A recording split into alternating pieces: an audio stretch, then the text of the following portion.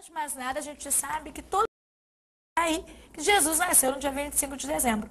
Nasceu ou não nasceu? Uma breve história. O Natal, tendo origem pagã, ele é anexado ao calendário solar. Só para todo mundo entender, isso começa com Nirod. Ele faz a Torre de Babel. Segundo a história judaica, segundo a Bíblia, a Torre de Babel, Deus rejeita, divide as línguas. E com 40 anos ele é morto por Shem, que é um dos filhos de Noé. Então a esposa, Semiramis, ela cria uma religião em cima da morte de Nirod e atribui a ele o título de Deus Sol.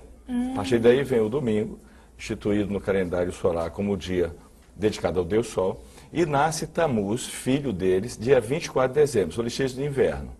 Então passa a ser o dia do nascimento de Tamuz, que é considerada a reencarnação de Nirod. Ou seja, o filho daquele Deus, entre aspas, do Sol, que nasceu, supostamente havia virado o Deus Sol. Nasceu Tamuz e passa a ser comemorado o que nós conhecemos hoje como Natal. Yeshua, Jesus, jamais nasceu em dezembro, era inverno em Israel, e segundo os cálculos do pai de João Batista, preciso, ele nasceu entre setembro e outubro. Por que setembro e outubro? Porque o calendário judaico é lunar, enquanto que o calendário que rege as nações é solar.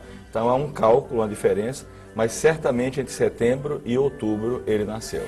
Tem Lucas capítulo 2, versículo 8, que diz: quando ele nasceu, Jesus Cristo, havia naquela mesma comarca que estavam no campo e guardavam durante as vigílias da noite o seu rebanho. Uma coisa que jamais poderia acontecer em dezembro, na época, né, porque era inverno, então isso jamais aconteceria. Exatamente, existe inclusive referência no Novo Testamento, porque existe a festa da dedicação, que é conhecida como Hanukkah, que por acaso vai começar hoje.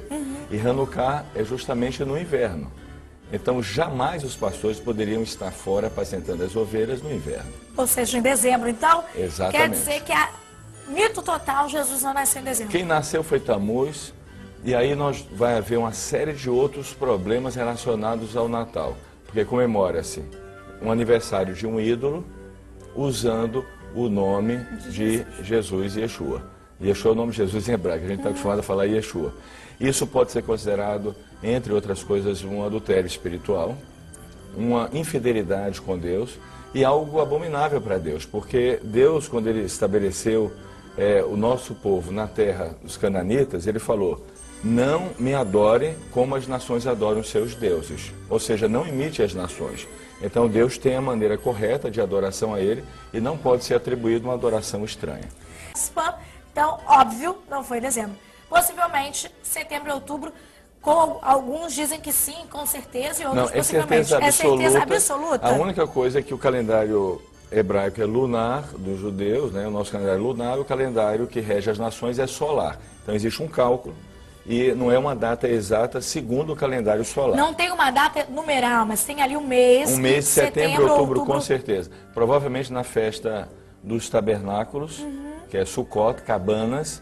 E João, ele quando começa a falar sobre o Evangelho, né, ele fala que ele tabernaculou entre nós, uma indicação mais ou menos que foi na festa dos tabernáculos. E como é que isso chegou até a gente? Como que o Natal foi introduzido na nossa cultura, na nossa sociedade? Por uma estratégia infeliz da Igreja Romana, que é o sincretismo religioso, pretensamente para cristianizar o paganismo. Na verdade, paganizou a fé verdadeira.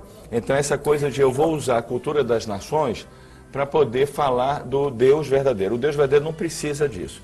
Essa estratégia é maquiavélica, né? O fim justifica os meios, uma estratégia horrível e que traz, na verdade, o povo a pecados. Porque eu vou te falar, vamos falar sobre os símbolos depois? Vamos falar sobre os símbolos ainda. Então, segura isso. É essa estratégia que se chama sincretismo religioso, uma estratégia muito usada entre os deuses pagãos, mas rejeitada completamente pelo Eterno, e na Bíblia não existe referencial para isso. Sincretismo é muito mistura.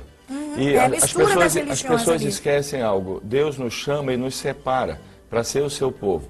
Separa de quê? De uma cultura paganizada, de uma mentalidade paganizada e do pecado. Então essa coisa de eu sou chamado por Deus, mas posso viver segundo os costumes pagãos, é uma mentalidade totalmente equivocada. Deus, quando chama Jeremias, ele fala: Jeremias, separa o vil do precioso. Ou seja, aquilo que é santo, aquilo que é sagrado, daquilo que não é sagrado. Só assim você será a minha boca. Então existe uma visão hoje que eu chamaria uma visão morna e morna. A pessoa acha que eu posso servir a Deus, mas posso também agradar o mundo. E Yeshua disse, é uma advertência sobre isso. Quem dera fostes quente ou frio. Se és morno, eis que estou para vomitar da minha boca. É sério. Enfim, trazendo uma nova imagem. Mas da onde que vem isso? Vem justamente dessa história de Nimrod, que é considerado o Deus Sol após a morte, o nascimento de Tammuz, 24 de dezembro, logo o aniversário de 24 de dezembro é de Tammuz, e obviamente não de Yeshua, não de Jesus. E aí vem os símbolos, que é o pinheiro, a guirlanda, e nós temos também o pinheiro. Vamos falar do pinheiro. O pinheiro é um problema seríssimo, porque existe um versículo em Deuteronômio 16, que Deus fala assim, não plante a árvore de Asherá perto do meu altar. Nas traduções eles colocam poste ídolo, mascaram um pouco a verdade do versículo. Qual é a árvore de Asherá? Pinheiro. É justamente o pinheiro. Então era proibido você plantar um pinheiro perto do altar. Então você observe que a festa ela vai trazendo costumes pagãos muito antigos. Porque o que Roma fez foi regulamentar o paganismo e fazer uma mistura e criar uma religião híbrida. Uma mistura das palavras do Messias com outras religiões pagãs. Aí você tem a guirlanda, que é um convite para espíritos malignos entrarem na casa da pessoa. Você tem o famoso panetone. Você fala, mas o que tem a ver com panetone? Jeremias 8, Ezequiel 7, fala sobre essas coisas. Existe o bolo de Asherá. Em toda a adoração, Asherá é Semiramis, que é justamente a esposa de Nimrod. Ela que fez toda essa mitologia sacerdotes de Nimrod. Então sempre existe o bolo dedicado a Semiramis, que no Natal, obviamente, é o famoso panetone. Tanto que, assim, no judaísmo, mistura, né? A gente fala assim, come comida chinesa no Natal, para evitar comer comida pagã. Apocalipse 14, no capítulo 14, capítulo 18, o Eterno deixa muito claro a destruição da Babilônia. Olha, Babel, depois veio Babilônia, mesma coisa. Babilônia quer dizer confusão. Ou seja, uma religião falsa que confunde a cabeça das pessoas. E Deus trata disso em Apocalipse, da destruição da Babilônia. Inclusive ele fala, povo meu, saia da Babilônia. Ou seja, saiam desses costumes. Porque esses costumes, obviamente, abrem a porta para abrir links com espíritos malignos. Na medida que você cultua uma religião ou costumes, como árvore de Natal e outras coisas. Uma coisa interessante também, existe em Ezequiel, Jeremias 7, que Deus fala assim, olha que coisa abominável está acontecendo naquela geração de Israel. E uma das coisas é que as mulheres choravam por Tammuz. E você observe que no Natal sempre tem uma pessoa chorando. Essas coisas não acontecem por acaso. Elas, na medida que colocam aquele bolo, colocam a árvore de Asherá, há um link com esses espíritos malignos. E começa a ocorrer exatamente a mesma coisa. O mais incrível de tudo, você lê assim a história de Israel, você fala, como é que Israel se desviou, aquela geração se desviou? É a mesma coisa hoje em dia. A pessoa se desvia sem se dar conta. O Natal, na verdade, é uma prática pagã, muito abominável diante do Eterno. Mas muita gente vai dizer, não, isso aí tudo bem, eu faço isso, mas a minha intenção é outra. Uma das coisas que muita gente não se dá conta, quando todo mundo gosta de algo, sempre desconfie. Porque as coisas de Deus é sempre uma minoria que gosta. O mundo rejeita as coisas de Deus. E Yeshua, Jesus, ele falou que o caminho que leva ao reino de Deus é apertado e são poucos os que querem andar. Mas o caminho da perdição é muito largo e muitos vão seguir essa jornada. Então o Natal é perigoso, tem todos esses símbolos perigosos. A sua origem está na Babilônia. Por isso que para Deus só existem duas religiões, a religião verdadeira do Deus vivo e a religião babilônica, uma religião falsa. Isso que eu iria perguntar. Você acha que hoje vivemos em um tempo de Babilônia? Não há dúvida disso. Os costumes da Babilônia ocorrem. Se eu entrar mais nas coisas, por exemplo, o domingo da Páscoa cristã é comemoração da ressurreição de Semiramis. O nome de Semiramis, o nome original dela, Pomba. Só para você entender como as forças malignas, elas implantaram uma espécie de vírus no sistema através do calendário. Então, agora, a igreja evangélica, o que é que ela pode fazer? Rejeitar essas coisas. Com certeza. Ela pode comemorar a Páscoa no dia da Páscoa, 14º dia do mês de Nissan, segundo o calendário judaico. Ela não tem que comemorar o aniversário de Yeshua, de Jesus. Aliás, nem precisa comemorar em setembro e outubro, porque ele nunca pediu isso. O que marca a vida dele é a morte, não o nascimento. O nome de comemorar aniversário. anexado à religião é costume pagão. O único aniversário comemorado na Bíblia toda é do faraó. Agora, o dia mais marcante para um judeu, quando ele nasce, é o 8º dia, quando há a circuncisão. Então não se pode misturar as coisas.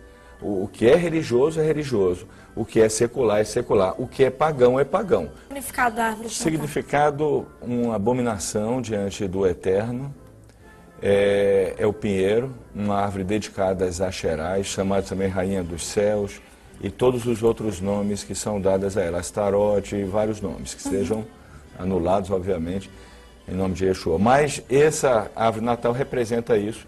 É praticamente como se fosse um ídolo que é colocado dentro das casas. O Natal está ligado realmente à instituição de uma religião falsa criada por Nirode e sua família.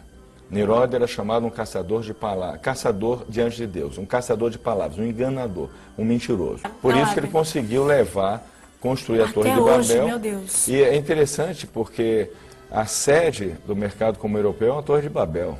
Como todo o paganismo, você tem uma cultura pagã e passo a passo vão sendo agregados outros costumes para que aquilo tome uma forma cada vez mais forte e influencie as pessoas. Importante a gente entender, Roma, quando Constantino avocou o direito de representar, entre aspas, o Messias, que não era um direito dele, ele era mitraísta. O mitraísmo é adoração ao Deus Sol. É uma outra palavra para não dizer Nirode. Porque quando houve a mistura das línguas, mudaram os nomes, mas as práticas são as mesmas. Então, Júlio César havia aceitado o calendário solar criado por Semíramis e os sacerdotes de Nirode. Então, Constantino, na verdade, ele nunca se converteu. E ele criou um sistema que misturasse aqueles seguidores do Messias e os mitraístas, porque todos os seus soldados eram mitraístas. Você vai observar fotos, entre aspas, de Yeshua, de Jesus, com um sol na cabeça, atrás da cabeça. É foto de mitra. Então ele criou uma religião híbrida. De uma certa forma, formalizou todo o paganismo. Aí vem Martinho Lutero. Lutero faz uma reforma. Não é suficiente. Martinho Lutero amava a Igreja Católica. Então Martinho Lutero não foi um restaurador, foi um reformador. Hoje cabe aos líderes, não só ao judaísmo messiânico, mas aos pastores, questionar tudo isso. E tomar decisões. Vou seguir um costume pagão ou posso voltar às raízes? Aí vamos para Romanos 11. O que é que o apóstolo Paulo fala? Todo aquele que recebe o testemunho de Yeshua, de Jesus, é enxertado na oliveira. Fala, vocês eram de uma oliveira brava, silvestre, mas vocês foram enxertados numa oliveira cultivada. Qual é a oliveira cultivada? Israel, no sentido de toda a cultura estabelecida por Deus. Yeshua é videira, oliveira e Israel. Então a igreja evangélica, digamos, nos nossos dias, ela pode muito bem se adaptar a essa oliveira cultivada, ao invés do que nós chamamos a árvore parasita. Uma árvore que foi criada no 3º século, roubou um pouco da seiva da oliveira, mas não é oliveira. Ela é misturada e é muito perigoso. Imagine se uma pessoa, uma mulher chegasse para o marido e falasse, olha, vou fazer um bolo para você hoje, é esse bolo que eu fazia para o meu amante. Será que o marido se sentiria bem? É a mesma coisa do panetone e outros costumes pagãos. Ah, vou fazer isso para Deus. De quem? Do amante? De um ídolo? De um Deus pagão? De uma cultura pagã? Deus não precisa disso. Isso pode ser considerado adultério espiritual.